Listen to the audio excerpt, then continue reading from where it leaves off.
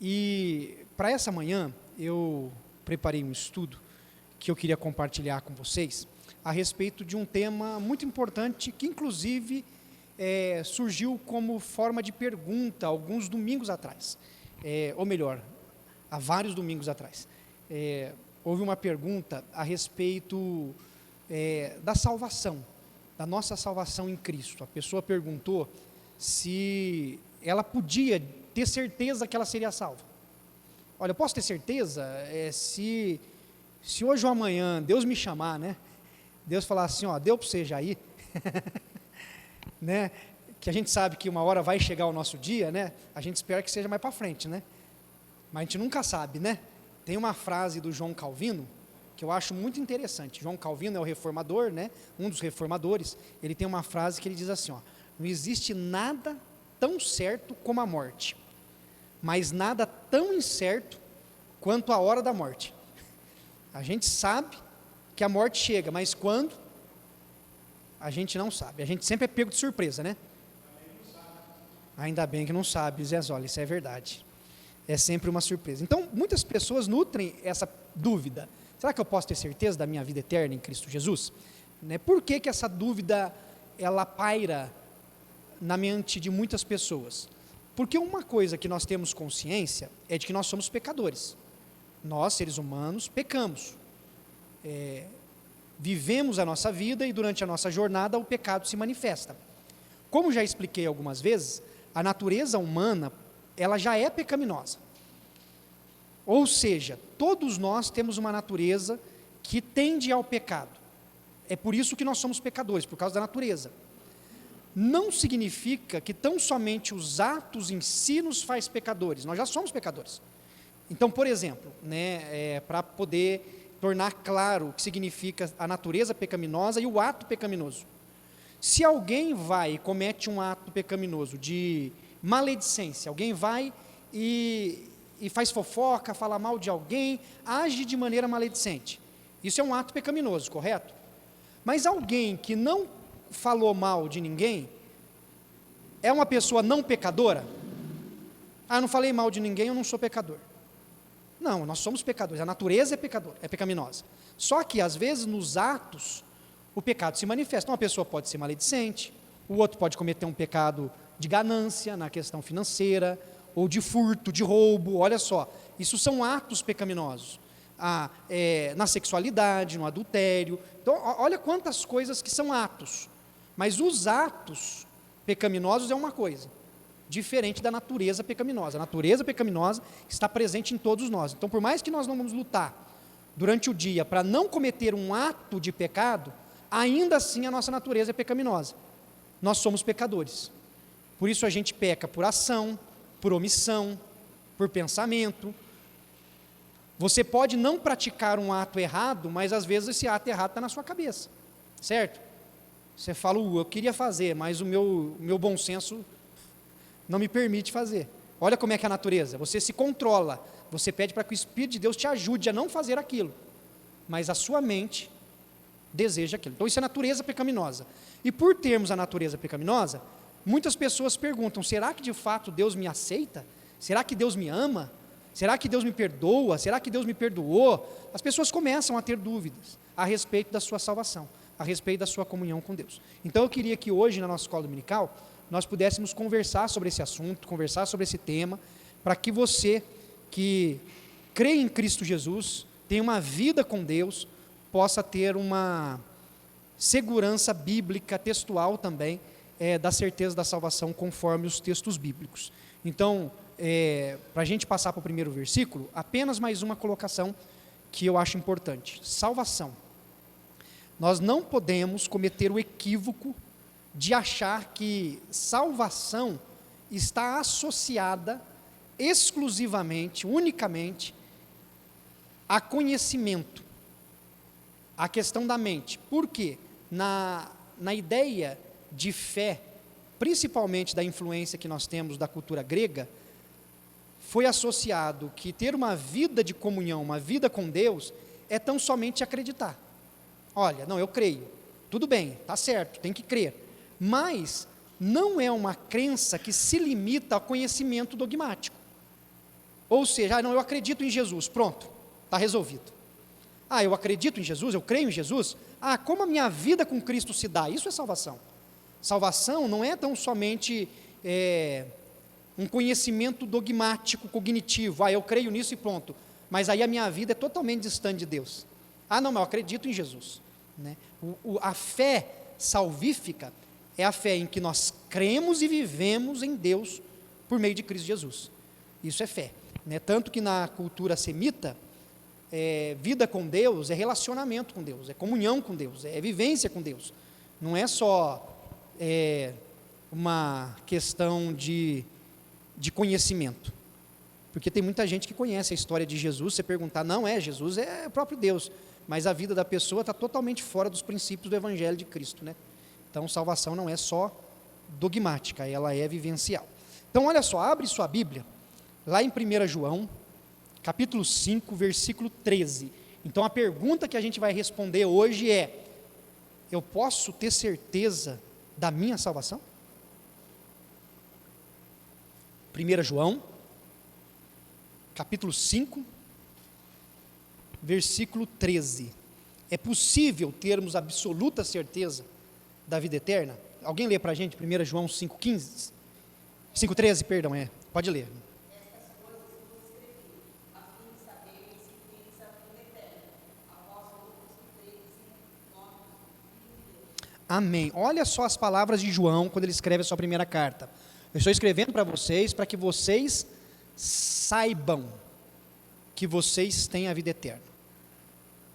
Dá para você perceber, na frase que João escreve, que ele não dá margem à dúvida. Ele é categórico, ele afirma: eu escrevo para que vocês saibam que vocês têm a vida eterna, para que vocês tenham a plena certeza, todos vocês que creem verdadeiramente em Cristo Jesus. Estas coisas escrevi a vocês que creem no nome do Filho de Deus. Então, João fala que aqueles que creem verdadeiramente em Cristo, como seu Salvador, esses têm a vida eterna. Não há margem para dúvida na fala de João, porque o sacrifício de Jesus é suficiente. Olha só, 1 João ainda no capítulo 5, os versos anteriores, 10, 11 e 12. Quem quiser ler para nós.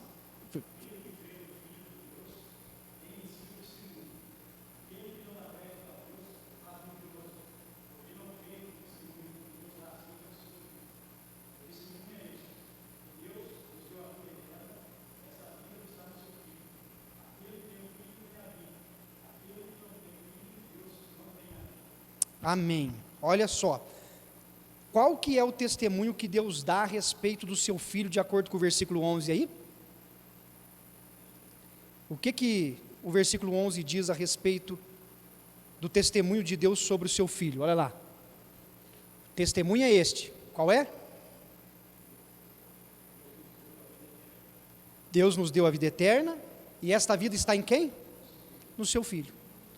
Deus nos deu a vida eterna, e a vida eterna está no seu Filho, ou seja, a vida eterna está em Jesus. E Deus, pela sua graça, nos deu essa vida eterna. Esse é o testemunho. Tá bom, então. Então significa que, segundo João, Deus me deu a vida eterna, porque a vida eterna está no Filho, na pessoa de Jesus. Mas se eu não acreditar nisso, eu estou chamando Deus do quê? Mentiroso. Olha como é que a narrativa de João é forte.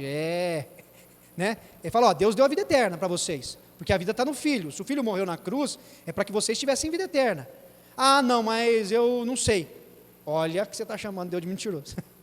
É assim que João vai relatando. Daí, de acordo com o versículo 12, ele vai dizer assim, aquele que tem o Filho, tem a vida. Simples. Irmãos, irmãs, Dona Nilza está no carro, está sendo conduzida já para o hospital. A gente vai, antes de retornarmos aqui para o estudo, vamos fazer uma oração pela vida dela, para que tudo corra bem, que ela possa ser atendida rápida e que não seja nada grave, né? Que Deus possa estar amparando. A Dona Nilza, ela há algum tempo não está bem e está aguardando uma cirurgia, né? Só que ainda não foi agendado, os médicos acabam sempre prorrogando, né, que Deus possa fortalecê-la e conduzi-la. Amém? Feche seus olhos. Senhor, nós queremos aqui, Pai, clamar ao Senhor pela vida da Dona Nilce, que a Tua mão de graça e poder esteja sobre ela, que o Senhor esteja renovando suas forças, abençoando-a, segundo o Teu querer e o Teu propósito, Pai. Abençoe agora, Pai amado, quando ela estará indo para o hospital, que o Senhor prepare os médicos que a atenderão, e que tudo ocorra bem e que ela venha se recuperar, Pai. Em nome de Cristo Jesus nós oramos por ela e por toda a família, Pai. Que o Senhor sustente-os sobre a sua poderosa mão. Em nome de Cristo nós oramos. Amém, Pai. Amém. Então, de acordo com o versículo 12, que a gente estava vendo, nós podemos ter absoluta certeza da salvação, porque aqueles que creem no Filho, aqueles que têm o Filho, têm a vida eterna, né? O próximo texto, que eu queria que você abrisse, é João, agora é o Evangelho de João, tá bom? Não é mais a carta de João, é o Evangelho. Capítulo de número 6, verso 37. João 6, 37.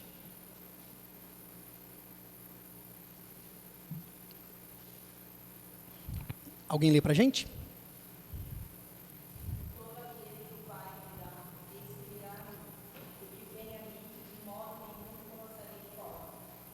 Olha que palavra confortadora para nós isso. O que João está dizendo aqui é que todos aqueles que vão até Jesus, que creem em Jesus, se entregam a Cristo Jesus, de maneira alguma seriam rejeitados. Deus não rejeita a nossa vida. Muitas pessoas enfrentam problemas, lutas, crises, que às vezes geram nelas insegurança. Mas será que Deus vai me aceitar? Poxa vida, já fiz tanta coisa errada na vida, será que Deus vai me aceitar? Nossa, mas já fiz tanta maldade. O fato é que quando nós nos arrependemos dos nossos pecados e cremos em Cristo Jesus, entregamos a nossa vida a Ele, Ele não nos rejeita. Nós criamos barreiras com as pessoas, não criamos? A gente ser humano é difícil, né? Dependendo do que alguém fez, a gente fala, ih, né? Às vezes a pessoa fez alguma coisa errada na adolescência, está com 50 anos, a gente ainda está, mas esse aí, ó, quando tinha 18 anos, fez... Nós guardamos essas coisas, a gente rotula as pessoas e a gente às vezes rejeita. A gente tem que lutar contra esse sentimento nosso de rejeição. Mas o fato é que Deus, de forma alguma, rejeita aqueles que vão até Ele. Aqueles que têm o coração quebrantado, aqueles que reconhecem o seu pecado, são perdoados pelo Senhor, aceitos por Ele e herdam assim a vida eterna. Então nós temos que lembrar desse versículo de João, no verso 37, que todo aquele que o Pai me dá, aqueles que o Pai toca no coração, traz o quebrantamento, que vai até Ele, de maneira alguma é rejeitado. Romanos 8,16. Além da certeza da salvação aí, que todos esses textos da palavra nos dão, que a gente acabou de ver, nesse versículo de Romanos 8,16, vai nos falar de alguém que nos dá uma certeza íntima. A gente até estudou bastante sobre esse tema há 2 escolas dominicais atrás, e eu queria reforçar por meio desse versículo aí, Romanos 8,16. Alguém lê para a gente?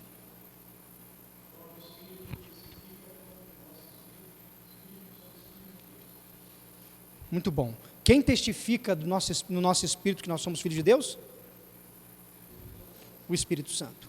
O Espírito Santo é aquele que traz a nós essa certeza, essa segurança de que nós temos a vida eterna. Ele testifica que nós somos filhos de Deus, e por sermos filhos de Deus, nós podemos ter plena certeza de que somos salvos. É importante a gente sempre reforçar essa ideia e essa verdade bíblica de que somos salvos e que o Espírito testifica que nós somos filhos de Deus, porque durante muito tempo houve ensinos, e até hoje há, de pessoas que ensinam assim, que se você cometeu algum pecado, você perdeu a sua salvação. Aí você pediu perdão, você ganhou de novo. Aí você cometeu um pecado, perdeu de novo. Aí você pediu perdão, ganhou de novo. Ganha, perde, ganha, perde, ganha, perde, ganha, perde, ganha, perde. É desse jeito a forma como eles entendem a salvação. Errou, perdeu. Pediu perdão, ganhou. Né? E a Bíblia não fala a respeito disso. A salvação é algo muito sério, muito profundo, trata da nossa comunhão com Deus. Mas, a partir do momento que temos uma vida com Deus, nós vamos errar, o pecado que cometemos desagrada a Deus, ofende a Deus, mas como homens e mulheres salvos, nós também nos sentimos constrangidos pelo erro que cometemos, e vamos confessando o nosso pecado, e Deus vai nos fortalecendo, nos ajudando a vencer o pecado. Mas não há perda de salvação. A salvação é uma garantia eterna, quando o nosso coração, de fato, é transformado pelo Espírito de Deus. Então, e é por isso que muita gente tem dúvida, né? Porque se a dúvida estiver presente no nosso coração, pequei e perdi a salvação, não vamos perder a salvação todo dia. Porque assim, se acordou de mau humor, você já dá uma patada em alguém. Pronto, pecou. Alguém falou alguma coisa que você não gostou, você ficou bronqueado, com raiva da pessoa, pecou. Você peca em pensamento. Seu filho foi lá, aprontou alguma coisa com você, você já pecou, porque ele aprontou, mas a raiva que toma conta da gente, pronto, pecou. Não vou nem colocar os maridos na história, senão vai ficar feio o negócio. Senão o negócio complica. Então, nós somos pecadores, não adianta. E o que nós precisamos entender é que Deus não se contenta de maneira alguma com o pecado, Ele vai nos moldando, nos ensinando e nos transformando dia após dia. Tá bom? Então, é continuar sempre nessa caminhada. Agora, uma coisa que eu queria que vocês observassem é o seguinte, que cada um de nós temos uma experiência diferente quando se trata da nossa conversão, quando se trata do momento em que nós entendemos o Evangelho e passamos a crer em Cristo e a depender de Deus totalmente. E tem duas histórias na Bíblia que eu acho muito interessante, duas histórias diferentes que servem de base para que nós possamos conversar sobre esse ponto. Uma está em Atos 8, a partir do versículo 26. Atos 8, 26. Essa história,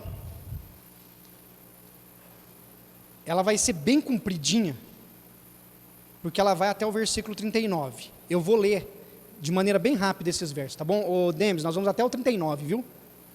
Aí eu vou ler pelo data show. Um anjo do Senhor falou a Filipe, dizendo: dispõe-te e vai para o lado do sul, no caminho que desce de Jerusalém a Gaza. E esse se acha deserto. Ele se levantou e se foi. Eis que um etíope, eunuco, alto oficial de Candace, rainha dos etíopes, o qual era superintendente de todo o seu tesouro, que viera adorar em Jerusalém, estava de volta e, assentado no seu carro, vinha lendo o profeta Isaías. Então disse o Espírito a Filipe: aproxima-te desse carro e acompanha-o. Correndo Filipe, ouviu ler o profeta Isaías e perguntou: como compreendes o que vens lendo? Ele respondeu: como poderei entender se alguém não me explicar? E convidou Filipe a subir e a sentar-se junto a ele. Ora, a passagem da Escritura que estava lendo era esta: foi levado como ovelha ao matadouro, e como um cordeiro mudo perante o seu tosqueador, assim ele não abriu a boca. Na sua humilhação lhe negaram justiça. Quem lhe poderá descrever a geração? Porque da terra sua vida é tirada. Então o eunuco disse a Filipe: peço-te que me expliques a quem se refere o profeta. Fala de si mesmo ou de algum outro? Então Filipe explicou, e começando por esta passagem da Escritura, anunciou-lhe a Jesus. Seguindo eles caminho fora, chegando a certo lugar, onde havia água, disse o eunuco: eis aqui a água, que impede que seja eu batizado? Filipe respondeu: é lícito, se crês de todo o coração. E respondendo ele, disse: creio que Jesus Cristo é o Filho de Deus. Então mandou parar o carro, ambos desceram à água, e Filipe batizou o eunuco. Quando saíram da água, o Espírito do Senhor arrebatou a Filipe, não o vendo mais o eunuco, e este foi seguindo o seu caminho cheio de júbilo. Até aí. Olha só essa história. Essa é a história de conversão do eunuco da rainha de Candace. Esse eunuco estava onde, segundo o texto? Em Jerusalém. Ele estava no meio do deserto, indo embora. Enquanto ele ia embora para a sua terra, ele estava lendo, certo? É isso que o texto fala, ele estava lendo. Ele estava lendo um texto de qual profeta? Do profeta Isaías. Só que ele estava lendo e ele começou a ter muitas dúvidas. Você já leu e começou a ter muita dúvida? Você já começou a ler e falou: parece que eu não estou entendendo muito bem isso aqui. Ele estava com dúvidas. O Espírito de Deus levou até onde o eunuco estava Filipe. E aí tem até um relato engraçado, porque parece que Filipe vai correndo do lado da carroça. A carroça está indo e Filipe está correndo do lado, né? Aí ele pergunta para o eunuco: você entende o que você está lendo? Aí o eunuco responde para ele: como é que eu vou entender se ninguém me explica? Está difícil o negócio aqui. Aí o eunuco para a carroça, Filipe sobe, e eles vão conversando, Filipe vai explicando. Começando do versículo que ele estava lendo do profeta Isaías, ele transcorre por todas as escrituras e vai falando a respeito de Jesus. Quem é Jesus, o que aconteceu com Jesus, por que Jesus morreu, ele vai explicando. Quando ele explica tudo, o eunuco entende, o eunuco toma uma decisão, ele fala: olha, entendi, eu creio nesse Jesus, eu creio que esse Jesus é o Filho de Deus. Eles passam no lugar que tem uma poça d'água, um pouco de água, o eunuco fala assim: olha, pelo que você explicou, quem crê em Jesus tem que ser batizado, tem água ali, o que impede eu de ser batizado? Eu posso ser batizado? Filipe falou: não, pode, você crê, vamos ali. O eunuco é batizado, o eunuco segue o seu caminho, e Filipe é levado por Deus para continuar a obra em outro lugar. Olha o processo de conversão desse homem. O que você vê no processo de conversão dele? Como você enxerga isso? O que aconteceu com ele? Antes da gente falar um pouco de uma maneira pessoal do que acontece com ele, de acordo com a nossa leitura, nós vamos ler outro texto. Aí eu vou pedir agora para colocar em Atos 16, do 19 ao 34.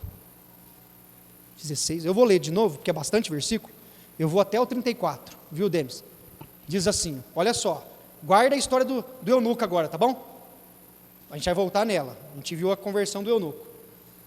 Vendo os seus senhores, que se lhe desfizera a esperança do lucro, agarrando em Paulo e Silas, o arrastaram para a praça à presença das autoridades. E levando-os aos pretores, disseram: estes homens, sendo judeus, perturbam a nossa cidade, propagando costumes que não podemos receber nem praticar porque somos romanos. Levantou-se a multidão unida contra eles, e os pretores, rasgando-lhes as vestes, mandaram açoitá-los com varas. E depois de lhes darem muitos açoites, os lançaram no cárcere, ordenando ao carcereiro que os guardasse com toda a segurança. Este, recebendo tal ordem, levou-os para o cárcere interior e lhes prendeu os pés no tronco. Por volta da meia-noite, Paulo e Silas oravam e cantavam louvores a Deus, e os demais companheiros de prisão escutavam. De repente, sobreveio tamanho terremoto que sacudiu os alicerces da prisão. Abriram-se todas as portas e soltaram-se as cadeias de todos. O carcereiro despertou do sono e, vendo abertas as portas do cárcere, puxando da espada, ia suicidar-se, supondo que os presos tivessem fugido. Mas Paulo bradou em alta voz: não te faças nenhum mal, que todos aqui estamos. Então o carcereiro, tendo pedido uma luz, entrou precipitadamente e trêmulo, prostrou-se diante de Paulo e Silas. Depois, trazendo-os para fora, disse: senhores, que devo fazer para que seja salvo? Responderam-lhe: crê no Senhor Jesus e serás salvo tu e tua casa. E lhes pregaram a palavra de Deus e a todos os de sua casa. Naquela mesma hora da noite, cuidando deles, lavou-lhes os vergões dos açoites. A seguir foi ele batizado e todos os seus. Então, levando-os para a sua própria casa, lhes pôs à mesa e com todos os seus manifestava grande alegria por terem crido em Deus. Até aí. Essa é a história de conversão do carcereiro. Paulo e Silas causaram um tumulto na cidade. Tinha um homem que fazia revelações, e Paulo e Silas expulsam o demônio daquele homem, né? Tem uma ação de libertação. Com isso, eles são acusados de estarem prejudicando a forma como a cidade era conduzida. Eles vão presos. Na cadeia, eles são açoitados. Chega um período da noite, o carcereiro dorme, eles continuam cantando louvores, orando. O lugar treme, tem uma manifestação de poder da parte de Deus. As portas da cadeia se abrem. Depois de um tempo, o carcereiro acorda. Quando o carcereiro acorda e vê tudo aberto, ele pensa: nossa, fugiram, todo mundo fugiu, e ele vai cometer suicídio. Por quê? Porque se houvesse, de fato, fuga, a família era assassinada naquele período. Então o homem entrava em desespero. Ele falou, pô, fugiram, estou morto, minha família está morta, eu vou me matar, que eu não aguento tudo isso. Quando Paulo e Silas vê o que ele está para fazer, ele fala, olha, não, calma, está todo mundo aqui, relaxa, né, fica tranquilo. Aí aquele homem reconhece o poder de Deus, pergunta para eles o que ele precisa fazer para ser salvo. Paulo e Silas falam, é só crer em Jesus, ele crê. A partir desse momento, ele cura as feridas de Paulo e Silas, ajuda-os, tira os dois da cadeia, leva para a casa dele, serve uma refeição, eles falam do evangelho para a família, e ele tem a sua experiência com Deus. Essa é a experiência do carcereiro.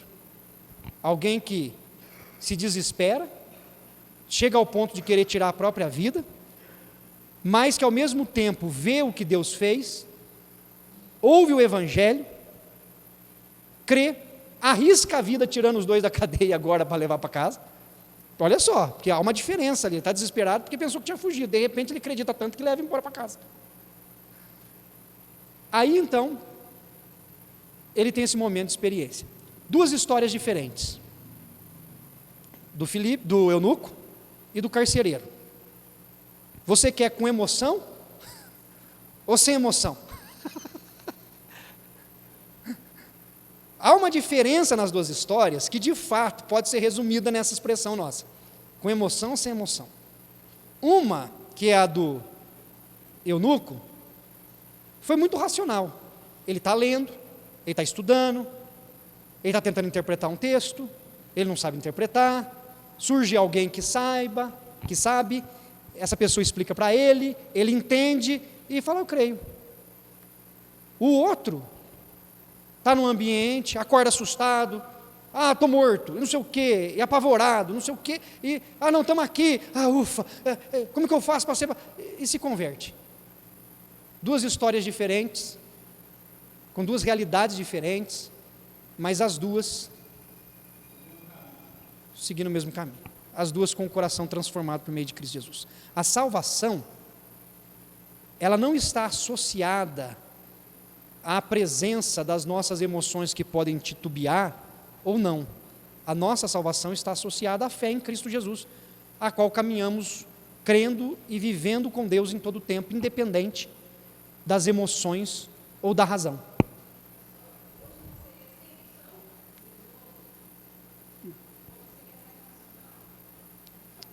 Não necessariamente, Márcia, sabe por quê? Porque assim, tem algumas conversões que se dão no momento de dor, de sofrimento, de desespero.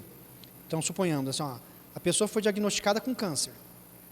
Em meio a esse desespero, ela pode ter um encontro com Deus. Então, assim, seria um momento de emoção, de abalo, de fragilidade, em que a pessoa acabou ouvindo o Evangelho e se apegou de fato a Cristo Jesus. Então, você pode ter com emoção, né? E você pode ter também o com a razão, né? Assim, com a razão que eu falo, ser uma coisa mais reflexiva, questionadora, interpretativa. Então, as duas formas estão presentes ainda. Eu lembro que um pastor, ele explicava, ele até desenhava, só que aqui eu não estou com o flip chart, então não vai dar para desenhar. Mas ele desenhava um trem para falar a respeito da nossa fé. E eu já falei sobre isso uma vez aqui, fazia tempo, acho que foi no meu primeiro ano, foi em 2023. Eu tenho memória boa, viu? Quando a gente quer, tem, né? Tem coisa que a gente quer esquecer, né? Tem coisa que a gente quer esquecer. Tem coisa que é bom esquecer. Mas eu lembro que ele colocou o seguinte, que a nossa fé é a locomotiva. E as nossas emoções são os vagões. O trem, o que puxa o trem? São os vagões ou a locomotiva? Locomotiva. Se você colocar a locomotiva para funcionar sem vagões, ela vai. Mas coloca os vagões sem locomotiva. Eles ficam parados nos trilhos. A nossa fé é a locomotiva. As nossas emoções são os vagões. Tem vagões na nossa locomotiva, não tem jeito. Nós que estamos aqui, que cremos em Cristo, cada um de nós temos um jeito de nos comportar. Tem gente que é mais expressiva, tem crente que é mais dramático. Já viu crente dramático? Ai, meu Deus! Ai, vai dar tudo errado! Faz uma tempestade num copo d'água, né? Lógico que não tem assim na nossa igreja, aqui não. Aqui não tem crente, mas por outras igrejas aí vai ter os crentes dramáticos. É emoção. Agora tem aqueles crentes também que é frio de tudo, assim. Isso não é nada. Isso também não é nada. Isso não é nada também. Isso também não é nada. Né? Tem aquele que é indiferente para tudo. Isso é mais ligado à questão emocional. Então tem pessoas que às vezes é mais efusiva, outros que são mais introvertidos, que são mais quietos, tem gente que se expressa mais, se expressa menos. Tudo que faz parte das nossas emoções é muito bonito também, porque é muito importante. Deus trata das nossas emoções. Mas a fé está além das emoções. Porque a emoção, ela tem altos e baixos. Né? Tem dia que você está mais animado, e tem dia que você está muito desanimado, não é assim? Tem dia que você topa tudo, tem dia que você não quer nada. Tem dia que você levanta eufórico, não, hoje eu vou fazer. Tem outro dia que você não quer nem levantar. Você fala, não, quero ficar aqui hoje o dia inteiro. Né? As emoções oscilam, mas a fé é o que nos conduz. A fé é o que nos faz viver. E o que essas duas histórias mostram é que, mesmo com um lado mais, eu vou chamar de racional, será? Vou pôr. Mesmo que seja com uma demonstração pessoal mais racional e o outro mais ligado a uma questão emotiva, os dois tiveram uma experiência real com Deus de salvação. Um teve uma experiência maior ou menor do que o outro. Os dois tiveram a sua experiência com Deus e pela graça de Deus foram salvos. Então eles puderam ter a sua experiência com Deus. E como se dá a nossa experiência com Deus, vai depender de cada um de nós, de como vivemos, de como caminhamos com o Senhor. Mas o que importa é, de fato, vivermos em salvação. O último versículo aqui para a gente terminar, João 10, 27, 28 e 29. Os últimos 3 versículos para a gente terminar, e eu vou pedir para que alguém leia para nós, 27, 28 e 29.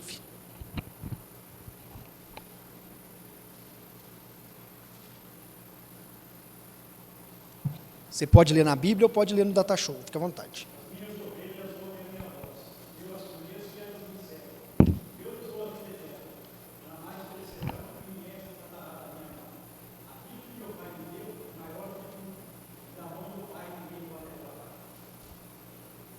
Amém. Então olha só o que esse texto traz para nós. 2 características das ovelhas de Cristo Jesus. Elas ouvem a voz de Jesus e elas seguem a Jesus. Então aqueles que são salvos, aqueles que têm a sua vida transformada pelo Evangelho de Cristo, esses ouvem a voz de Jesus e não só ouvem como segue. E nesse texto, principalmente no versículo 28, nós temos 3 afirmativas a respeito daquilo que o Senhor faz conosco por meio de Cristo. Primeira delas, Ele dá a vida eterna. Segundo, elas nunca morrerão.